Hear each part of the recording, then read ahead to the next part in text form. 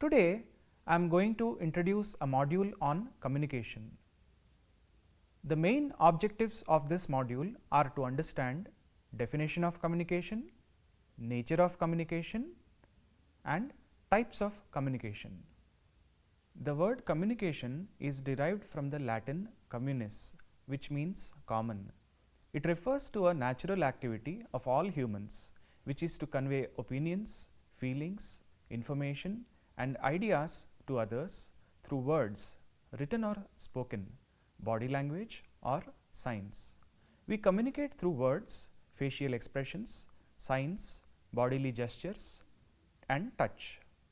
Why do people communicate? Humans communicate to relate and exchange ideas, knowledge, feelings, and experiences, and for many other interpersonal and social purposes.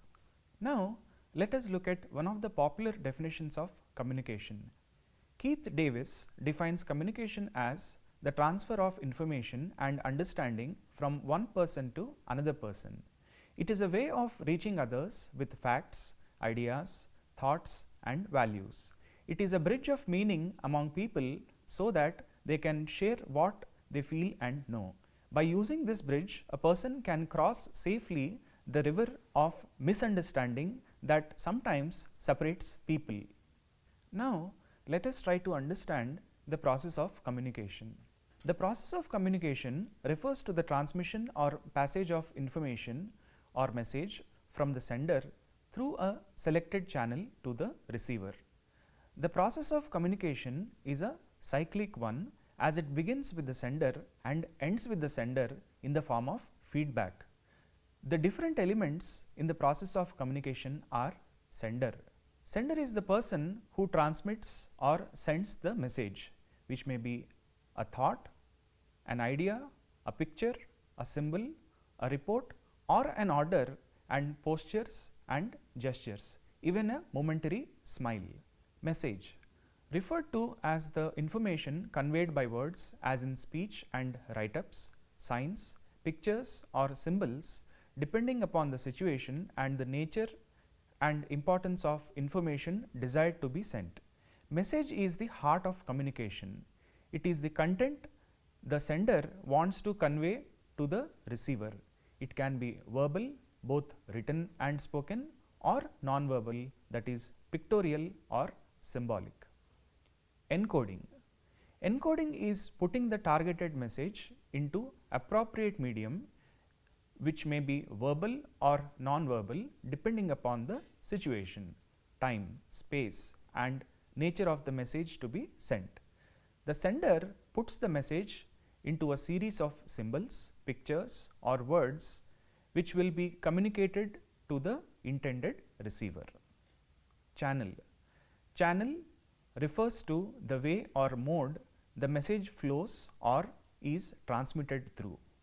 The message is transmitted over a channel that links the sender with the receiver. The message may be oral or written, and it may be transmitted through a memorandum, a computer, telephone, cell phone, apps, or televisions. Receiver. Receiver is the person or group who the message is meant for. He may be a listener, a reader, or a viewer. The receiver needs to comprehend the message sent in the best possible manner such that the true intent of the communication is attained. The extent to which the receiver decodes the message depends on his or her knowledge of the subject matter of the message, experience, trust, and relationship with the sender. Decoding. Decoding refers to interpreting or converting the sent message into intelligible language. It simply means comprehending the message. The receiver, after receiving the message, interprets it and tries to understand it in the best possible manner.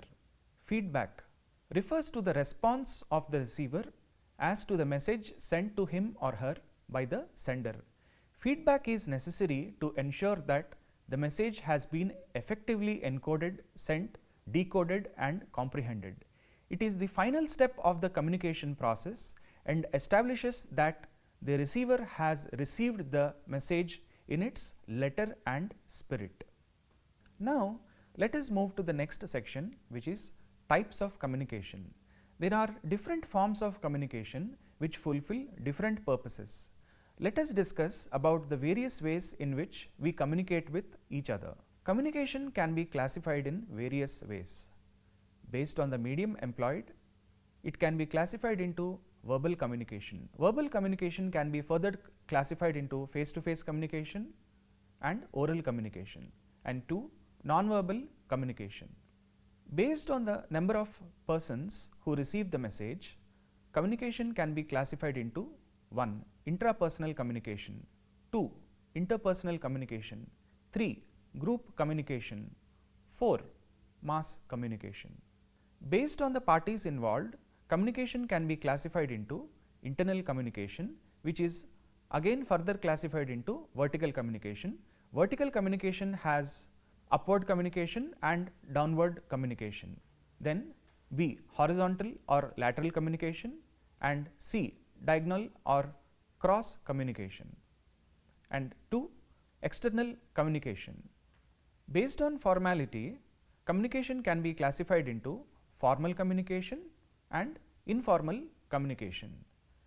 Other forms of communication include written communication and visual communication. First, based on the medium employed. The first and the most commonly used type of communication is the verbal communication, which involves exchange of information through spoken words. A person using verbal communication chooses to convey information to others through verbal dialogue, speech, discussion, or presentation. Verbal communication serves as a vehicle for expressing desires, ideas, and concepts, and is vital to the process of teaching and learning. The most advantageous aspect of the verbal communication is that the sender can receive an immediate feedback, thereby enabling the sender to clarify any gaps or missing information with the receiver without having to wait. This feature of verbal communication makes it appealing, and it is also the reason why most people choose this form of communication to have interpersonal discussions. The content which is shared is of utmost importance in verbal communication. The choice of words and the language used to communicate play a vital role in transmitting the message to the receiver successfully. Using verbal communication also involves paying attention to certain language rules for grammar and syntax to ensure smooth flow and accurate construction of the message being communicated. For example, if a person says, "I go to their have," the choice of words is right.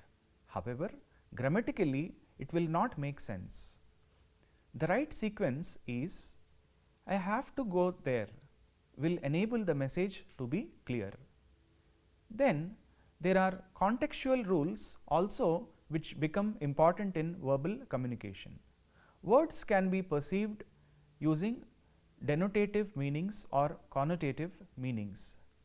Denotative meanings are what we find in the dictionary, the standard meanings given to words, whereas connotative meanings are given by us based on our experiences and beliefs. For example, when a boy says his friend is cool, he means that he is friendly and modern, whereas the dictionary meaning may be referring to the temperature. Lastly, listening also plays a major role in verbal communication. Active listening by the receiver and the sender will enable verbal communication to be effective. Verbal communication can be broadly classified into two types: face-to-face communication and oral communication. Let's understand these further. Face-to-face communication involves exchange of information between people directly by being physically present with each other. Face-to-face communication is the most preferred and one of the best types of communication to ensure error-free and smooth flow of information. However, it also requires time and effort from both the sender and receiver to successfully meet at a common place and enable the process of communication. Moreover, the need to physically meet has reduced in the modern times with the enhancement of technology that enables video calling facilities, which almost creates that real-time experience for both the sender and receivers of the communication process. In face-to-face communication, role of non-verbal communication is equally important as the verbal communication. Now let us see oral communication. Oral communication is the communication that takes place between people where they are able to listen to each other without having to meet face to face. Oral communication can be either formal or informal. Oral communication is possible through phones, radios, recorded speech, etc. Examples of oral communication include face-to-face conversations, telephone conversations, discussions that take place at business meetings, commencement speeches given at a graduation ceremony, and so on. Oral communication may be a one-way communication or a two-way communication. Oral communication is when the sender sends the message to the receiver but may not receive a feedback. Two-way communication involves both the sender and receiver to participate in exchanging information. In oral communication, content is extremely important as the receiver is completely dependent on message he or she listens to. Sender should make sure that the distractions in the environment are minimized so that the audio message is clear, and the receiver needs to ensure that he or she is psychologically attending to the message. Other aspects such as voice clarity, speech deficits, tone, pitch, accent, dialect, and prosody also affect the oral communication. Modern forms of oral communication include podcasts, audio clips that you can access on the internet, and voice over internet protocol, which allows callers to communicate over the internet and avoid telephone charges. The second type of communication is the non-verbal communication. Non-verbal communication include facial expressions, the tone and pitch of the voice, gestures displayed through body language, also known as kinesics, and the physical distance between the communicators, also known as proxemics. These non-verbal signals can give clues and additional information and meaning over and above spoken or verbal communication. According to Knapp and Hall, non-verbal communication plays 6 roles. 1. Repetition, that is, it helps us emphasize the message repeatedly when it is accompanied with a verbal message. 2. Contradiction. Non-verbal behavior clearly depicts when a person is verbally saying something, yet he is feeling something different about it. 3. Substitution. Sometimes people use non-verbal communication as a replacement to verbal communication. However, this may be a practice that may prove effective at times when the relationship with the person, context, and importance of the message are clear. 4. Complementing. Non-verbal behavior can very well complement a verbal statement. For example, if you want to say thank you to your friend for the help he or she did, you can always say thank you by shaking hands, giving a hug, or just with a beautiful smile on your face. 5. Accenting. When a person wants to convey a message effectively and stress clearly on some parts of the message, he or she may choose to use nonverbals to differentiate the importance of different parts of the message to be communicated. And lastly, regulation. Nonverbal behavior can be very helpful in regulating the flow of information. For example, a counselor may use his body language by leaning forward to encourage the clients to speak more, and he may choose to lean backward when he wants to pitch in.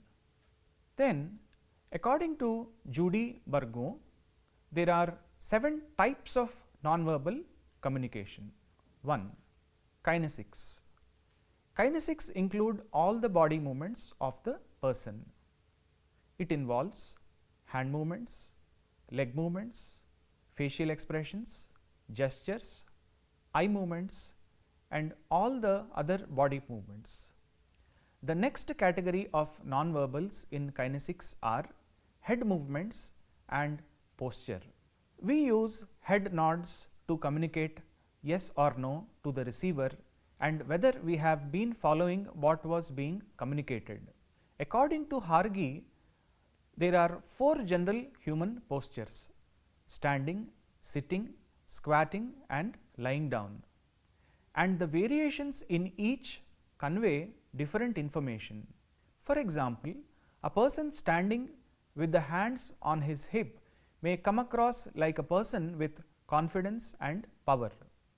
Sitting posture may convey different things. For example, if you sit erect and lean forward, it shows you are open to the conversation, and if you are slouched, it may show your disinterest. Eye contact of a person is the third category of kinesics. Eye contact can convey a lot about the person, and in fact, it is said that eyes are the window to the soul. Eye contact may indicate expressions of feeling, willingness to engage in interpersonal exchange, or a desire to continue or to stop talking. Lack of eye contact or looking away may convey withdrawal, embarrassment, or discomfort. Having sharp and constant eye contact is also unhelpful, as it can be misinterpreted as rude, and having inconsistent and low eye contact is also detrimental while having a conversation. Having an adequate level of eye contact is extremely important in the process of communication and in building a working relationship. Facial expressions. Facial expressions is an important factor in kinesics.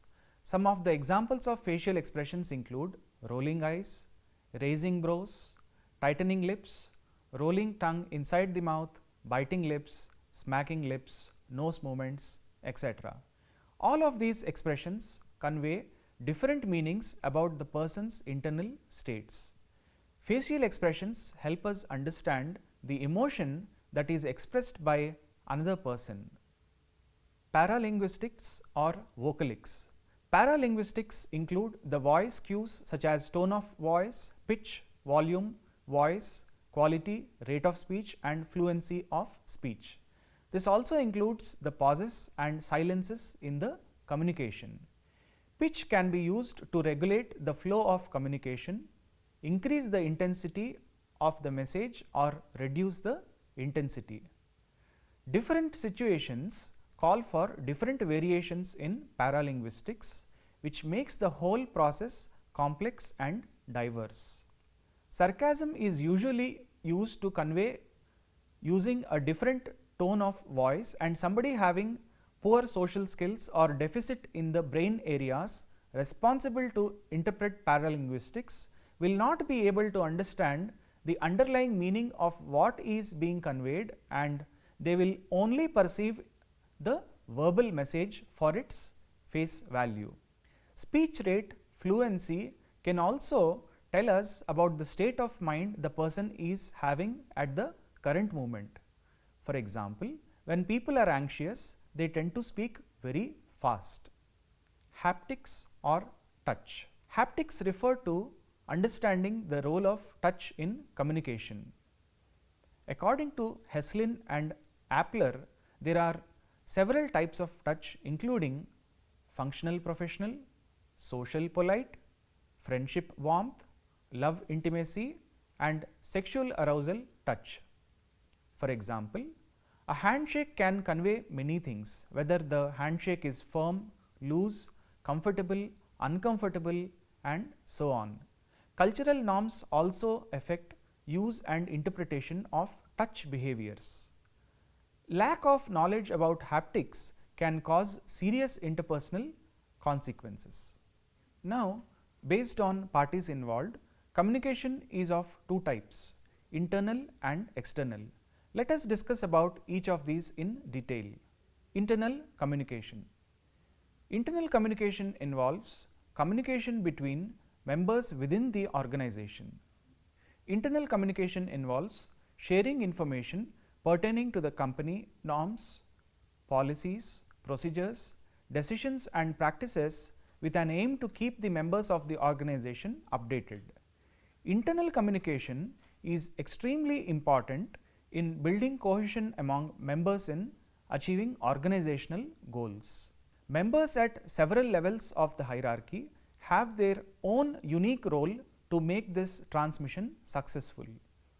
The quality of internal communication within the organization is one of the crucial factors in portraying the organization as one team to the outside world. Internal communication is of three types, and they are vertical, horizontal and diagonal or cross. Vertical communication. Vertical communication is the communication that takes place across different levels of hierarchy. For example, a manager communicating to his subordinate or a manager reporting to his CEO.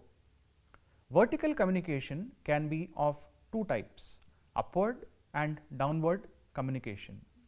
Upward communication is when the information gets transmitted from the lower rung of the hierarchy to the upper level. For example, when the subordinate reports to the manager, it is an upward communication. Conversely, downward communication is when the manager communicates with his or her subordinate to get the work done. Horizontal or lateral communication. Horizontal or lateral communication is when the communication takes place between the people of the same hierarchical level. For example, when the manager of one team discusses with manager of another team. Diagonal or cross communication.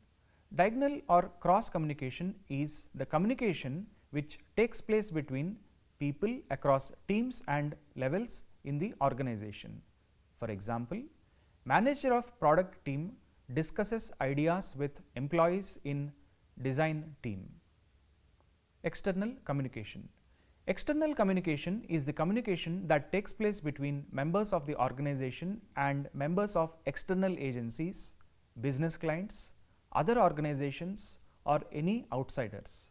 Therefore, it can involve a business to business communication or a business to customer communication or both.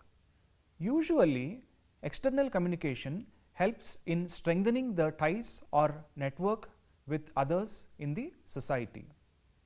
External communication becomes inevitable when the work gets outsourced to other organization. External communication includes the press releases, advertisements, digital marketing spaces and customer communication. External communication needs to be done in the right way as it reflects the company's reputation and image to the outside world. Now, based on formality, communication is divided into two types, formal and informal. Formal communication is the communication which takes place in organizations and institutions and is bound by certain norms and guidelines set by organizations. Formal communication follows the chain of command and the flow is regulated in several ways. Formal communication is conventional, systematic and structured. However, at times it can be time-taking and rigid also. Informal communication is the communication which takes place between employees in the organization without any formal rules or regulations. The common term used for informal communication in organizations is grapevine communication. Informal communication includes the regular catch-up discussions by peers, gossiping, small talks, sharing personal issues, etc. Informal communication can be very helpful if it takes place in healthy and supportive manner. However, it may pose threat to the company if it involves gossiping and other unhealthy ways which creates the divide between the employees themselves or with the company. So, to sum up then, in today's lesson we have understood about definition of communication, process of communication, basic functions of communication, characteristics of communication, purposes of communication and different forms of communication in great detail.